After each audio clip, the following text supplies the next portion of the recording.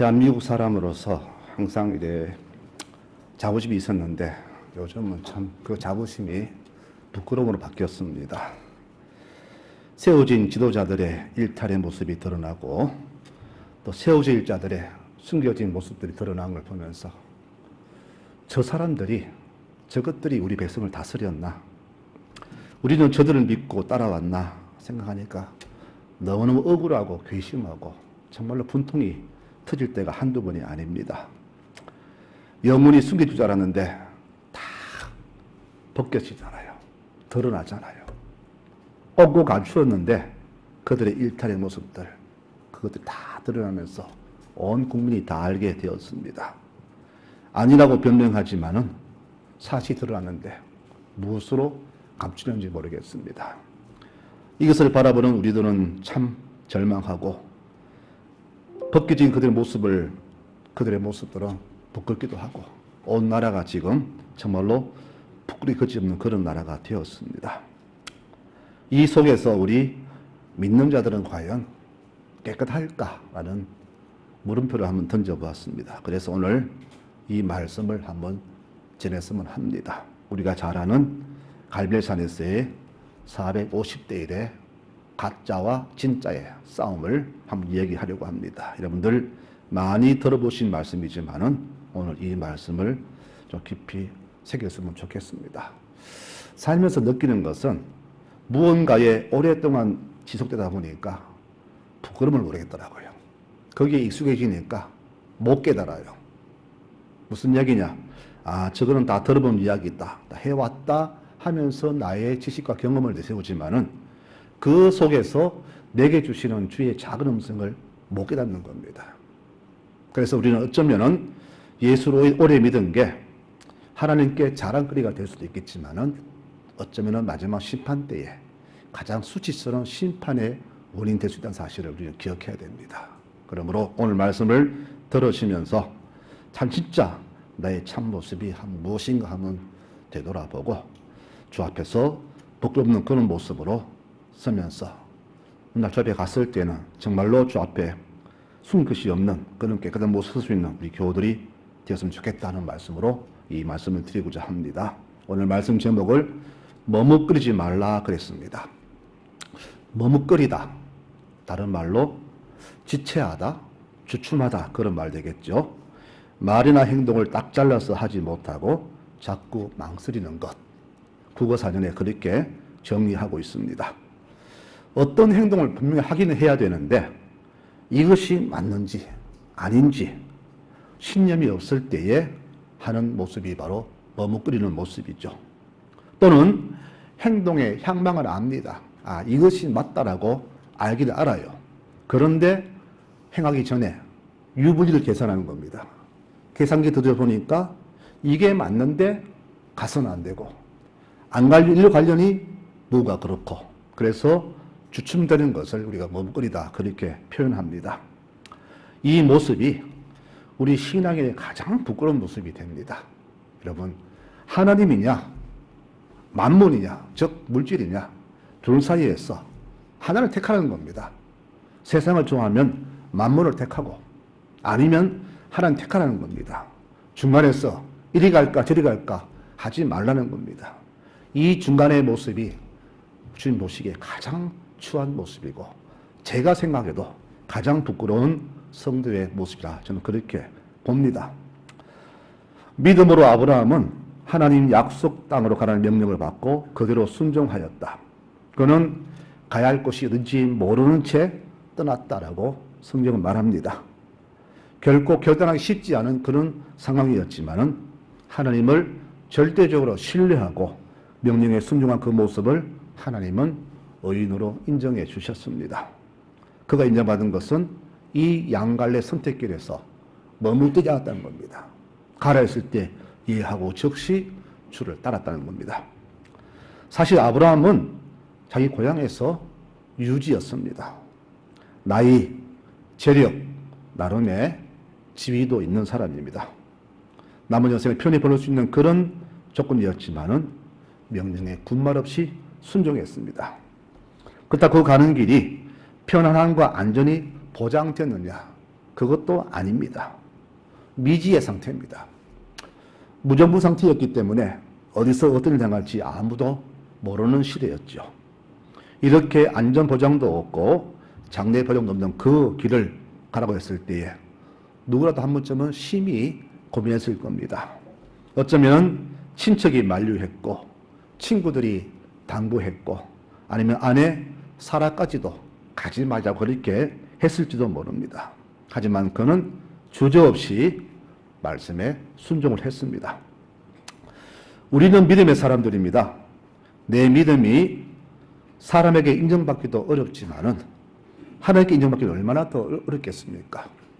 우리끼리야 인정 쉽잖아요. 아이고 목사님, 권사님 믿음 좋으시네요. 그러나 그 숨겨진 모습 모르잖아요. 우리끼리는 돼요.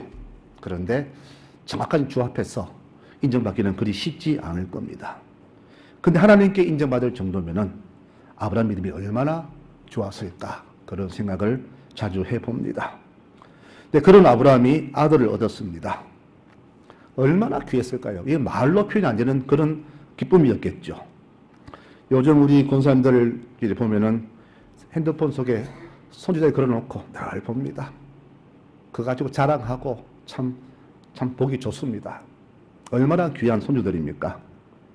그런데 아브라함은 자기 100세에 얻은 아들입니다. 손자가 아니에요. 그러니 아들과 얼마나 좋은 시간을 많이 보냈을까요? 아마 주와 보냈던 그 시간보다 더 많은 시간을 그 이후로 보냈을 겁니다. 근데 인생이 참 이상한 게요. 불길한 얘기하면 틀리는 게 별로 없잖아요. 촉이 온단 말이죠. 뭐가 불길해. 편안할 때, 무탈할 때 뭔가가 좀 불안하죠. 그게 딱 맞더라고. 아들을 바쳐라 그랬습니다. 자 여러분, 네 손으로 아들을 죽여서 불로 태워서 내게 바치라. 이게 바로 번제였습니다. 그 당시 그 근동 지방에는 이런 제사가 유행이었습니다. 자, 이쯤 되면 우리 교우들은 이 상태에서 어떤 결단을 하시렵니까? 그래, 순종하자 하시렵니까? 아니면 미쳤다. 내가 이런 하나님 왜 믿나? 둘 중에서 갈등할 것인데 아마 99%가 후자일 겁니다. 이런 하나님 믿을 필요가 없다. 어찌 그럴 수가 있나? 이렇게 많이 생각할 겁니다. 그러나 아브라함은 0.1% 힘만 가지고 명령에 순종하죠. 그러면 그가 그냥 했을까요? 그냥 술김에 에이 대도 되라 그런 마음을 했을까요? 아닙니다. 뭔가 확고한 신념이 있었기 때문입니다. 그 신념이 어디 있는가? 히브리서 11장 19절에 나와 있습니다. 그는 하나님이 능히 이삭을 죽은 자 가운데 다시 살리실 줄로 생각했다 그랬습니다. 즉 이전에 이삭을 통해서 네 후손이 풍성한 것이라는 약속을 기억한 겁니다. 이삭을 통해서 내 민족 주신다 했으니까 이 아들을 죽여도 다시 살릴 것이다. 그런 믿음이 그에게 있었던 겁니다. 더구나 아들을 100세에 주셨잖아요. 지금도 보면은 유전자 해가지고 맹도 해가지고 80몇 세의 아이를 낳은 그런 세계적인 보도도 있지만은 자연적으로 100세에 순산했다. 그런 건 없잖아요. 이 100이라는 숫자는 인간의 불능을 말하는 거잖아요. 이런 불능을 가능을 하신 하나님께서 아들을 못 살리시겠느냐. 그런 믿음이 있었던 겁니다. 여러분, 순종은요, 복종은 믿음 없이 되는 게 아니더라고. 복종이야 할 수 없이 힘에 눌려 하지만은 이 순종은 믿음 없이는 안 되는 것임을 봅니다. 그래서 순종하는 백성의 특징을 보면 믿음이 남다릅니다. 오늘 아브라함이 그런 모습이었죠. 자, 그러면 여러분, 지나간 우리 삶 여정 속에 이와 같은 크고 작은 결단해야 할 일이 얼마나 많았었습니까? 여러분은 그때 어떻게 결정을 했었나요? 언제나 돌아보아도 부끄럽지 않은 그런 결단이었나요? 아마 아닐 때가 되게 많았겠죠. 쉬운 일이야 누군들 순종 못합니까? 그러나 이와 같은 아브라함 같은 이런 시험 때는 순종이 쉽지가 않잖아요. 그런데 하나님 보시는 믿음은 이럴 때 순종을 보시는 겁니다. 오늘 말씀은 그겁니다. 그렇지 못했던 부끄럽고 수치스러웠던 우리의 모습을 다시 일깨우자는 뜻에서 이 말씀을 들었으면 합니다. 과거의 수치들이 앞으로 없다는 보장은 없죠. 어쩌면 더 많은 그런 일들이 내 삶에 닥쳐올지 모릅니다. 그리고 지금도 내가 깨닫지 못할 뿐 수없이 그런 일이 지금 내 속에 닥쳐오고 있습니다. 분명히 말씀드립니다. 신앙인은, 하나님 믿는 백성은 하나님 앞에서 자기 양심에 어긋나는 수치스러운 결단과 행위를 절대 해서는 안 됩니다. 여러분 마음에 분명히 새기시기 바랍니다. 하나님 보시기에 절대 하나님과 자신을 속이는 그런 결단을 해서는 안 됩니다. 꼭 기억하시기 바랍니다. 그럼 오늘 말씀의 배경을 잠깐 살펴볼까요? 이스라엘이 남북으로 갈라졌습니다. 북쪽을 북이스라엘 그렇게 불렀습니다. 이때 북이스라엘의 왕은 아합이라는 왕입니다. 우리가 많이 들어보셨죠. 폭군입니다. 이 아합이 왕으로 등극한 순간부터 그전부터 그랬지만은 아예 그 북쪽의 국교를 바알 신으로 바꿔버렸습니다. 여호와 신앙을 바알로 바꾼 겁니다. 기독교의 눈에 띄는 걸 다 없애버렸고 안 섬기는 자들은 아예 살 수 없도록 모든 사회 안전망까지 다 차단해버렸습니다. 먹고 살기 위해서 백성들 할 수 없이 바알을 섬겨야 했습니다. 진심이든 가짜든 어쨌거나 그들은 바알 앞에 머리를 숙였습니다. 또 이들은 어쩌면 이런 마음 가졌을 거예요. 지금이 할 수 없이 우리가 억지로 하는 척만 하자. 나중에 정권 바뀌면은 그때 여호와 믿자. 아마 그런 마음으로 순종했을지도 몰라요.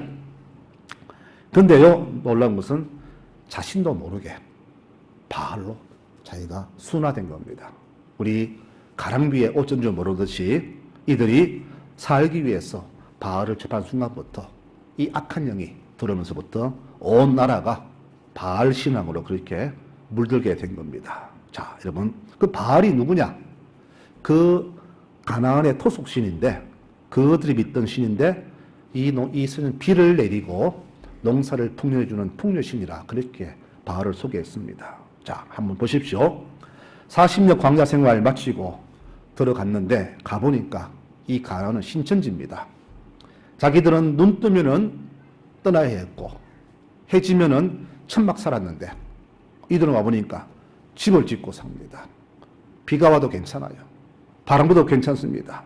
더구나 농사 짓습니다. 가축도 모아서 기릅니다. 자기처럼 움직이지 않습니다. 한 곳에서 풍요로운 삶을 살고 있습니다. 백성 눈이 돌아갔겠죠. 이야, 이런 곳이 있구나. 게다가 이 모든 복을 바알이 주었다 그러니까 마음이 흔들렸겠죠. 하나님 뭐냐? 우리 고생만 시키고 뭐 해준 게 뭐냐? 맨날 뭐 혼내게 주고 준 게 결국 만나나 매출에 그것만 주고 그 뜨거운 사막에서 개고생 시키고 말이야. 이들이 순간 갈등했겠죠. 그래서 이 가난에서 그들은 자기도 모르게 바알을 섬기는 그런 백성들이 된 겁니다. 자, 이래서 온 나라가 바알 나라가 되었습니다. 하나님 화나셨겠죠. 심판으로 3년 반의 가뭄을 주셨습니다. 여러분, 원래 지금 비가 나서 온 나라가 난리입니다. 우리뿐 아니라 전 세계가 지금 난리입니다. 지금은 그래도 양수기도 있잖아요. 연못도 물 가둬놨잖아. 나름대로 가뭄 대책 대비가 돼 있잖아요. 그럼에도 불구하고 이 비가 좀 많았다고 나라가 난리인데 그 당시에 이 3년 반의 가뭄은 어땠을까요? 이거는 다 죽으란 말입니다. 이것은 어찌 할 수 있는 길이 없어요. 자, 그러면은 어떻게 됩니까? 살기 위해서는 우리가 주 앞에 엎드려야죠. 엘리야는 그것을 알았습니다.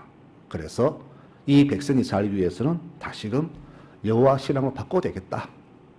그래서 그는 결단을 합니다. 그래서 오늘 갈멜산 꼭대기에서 너희 바알 신앙인들과 나와 한번 붙어보자. 누가 진짜 신이냐. 이렇게 대결을 벌이게 된 것이 오늘 말씀의 배경입니다. 여러분, 바알 선지자 450명이거든요. 그 북쪽에 이스라엘 그거 좀 많합니다. 우리 경상북도 반만한 그 지역에서 450명의 선지자라면은 얼마나 그 동네마다 아마 이 가짜들이 박을 댔을 겁니다. 우리 송라의 교회가 9개가 있는데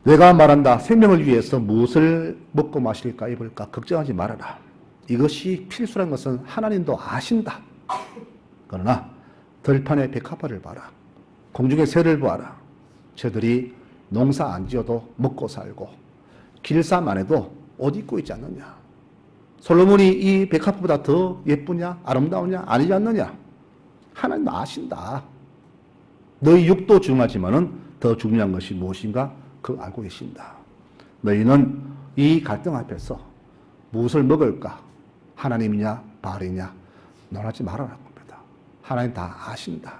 그러니 만고불변 진리신 하나님을 택하라 그렇게 말씀하시잖아요. 우리는 살면서 우리 속에 지식이 많이 들어왔어요. 세상 지식이 많이 들어왔습니다. 공부하면서 경제학도 배우고 회계학도 배우고 또 여러 가지 지식을 많이 습하잖아요. 그러다 보니까 우리는 늘 중간 지점을 택합니다. 정치인 그러죠. 나는 중도 보수다. 뭐 이런 식으로 이쪽도 아니고 저쪽 아니다. 이렇게 자기를 내세우는데 신앙은 절대 중간 지점이 없습니다. 여러분 신앙에 중간치기는 없습니다. 교회마다 중간치기 교인이 얼마나 많은지 여러분 오늘 갈매산의 백성처럼 그런 교인이 많습니다.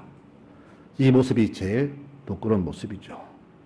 요한계시록 말합니다. 너희가 차든지 뜨겁든지 하라. 미련하지 말라 그랬습니다. 우리가 세상을 택하면 세상 나가고 아니면은 여호와께 올인하든가 둘 중에 하나 택하라는 겁니다.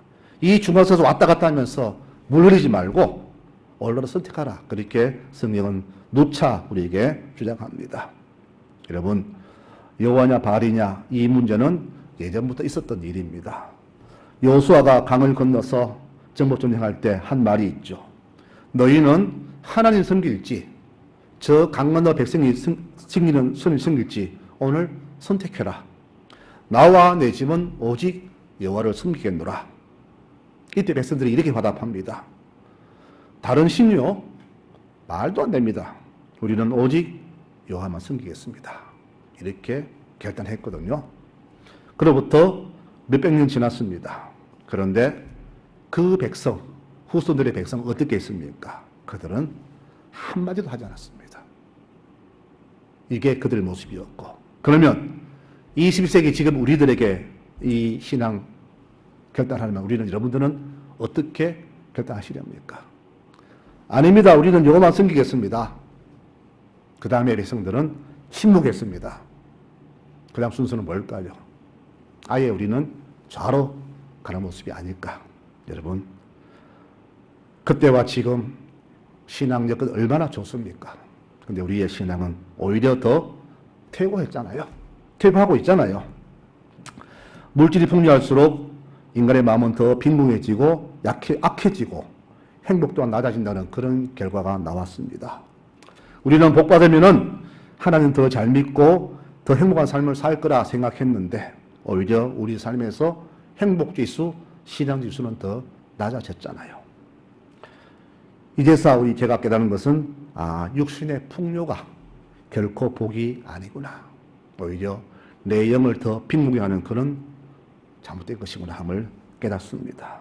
여러분 오늘 지금까지 그 산위의 백성들은 바로 신앙의 가면을 쓰고 있었습니다.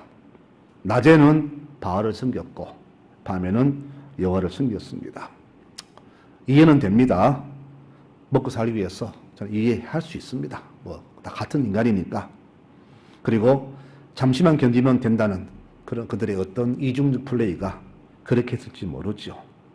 그런데요, 그때는 그렇지더라. 지금 이 산위에서는 그러면 안 되죠. 우리가 마지막 때에 이 결단의 때에 결단해야 됐습니다. 물었잖아요. 엘리야가 하나님이냐 바알이냐. 여기서는 가면을 벗고 나는 하나님이라 나가야죠. 근데 그들은 끝까지 거기서도 머뭇댔다는 사실. 여러분 엑스레이, CT, MRI 익숙한 말들이죠.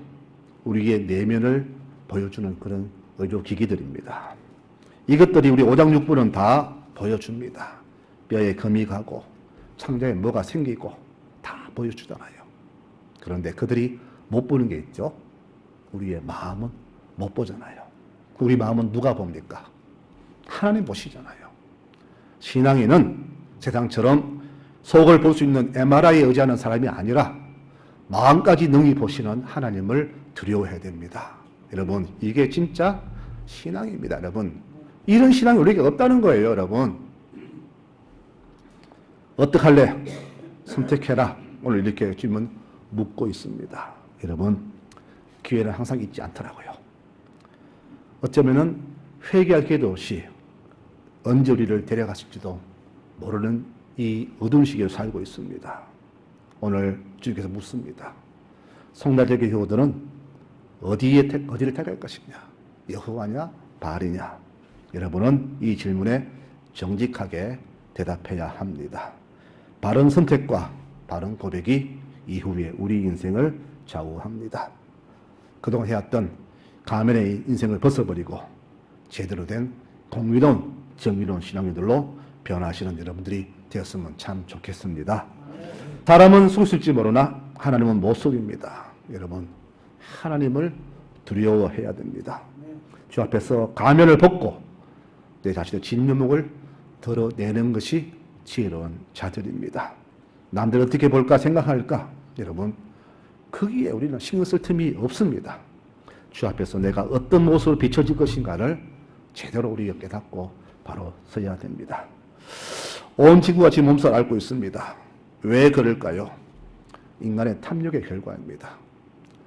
강대국들, 부양국가들 얼마나 누렸습니까? 그들의 탐욕으로 인해서 지나친 소비, 과소비, 이 모든 것들로 인한 지구 환경이 파괴되었습니다.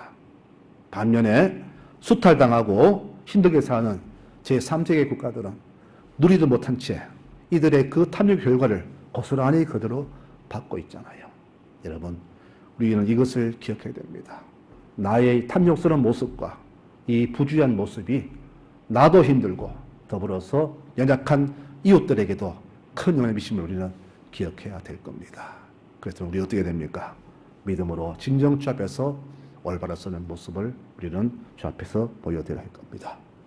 그걸 앞에 비친 나의 모습이 내눈 보기에도 참 괜찮다, 예쁘다, 아름답다 이렇게 인정받을 수 있도록 주 앞에서 늘 그렇게 설 수 있는 우리 모든 교우들이 되시기를 바랍니다. 그렇게 가면을 벗고 양자택일해서 절대 머무르지 말고 오로지 주님을 바로 선택하고 설 수 있는 믿음의 아름다운 믿음을 가진 송나들교의 모든 교우들이 되시기를 축원합니다. 아멘.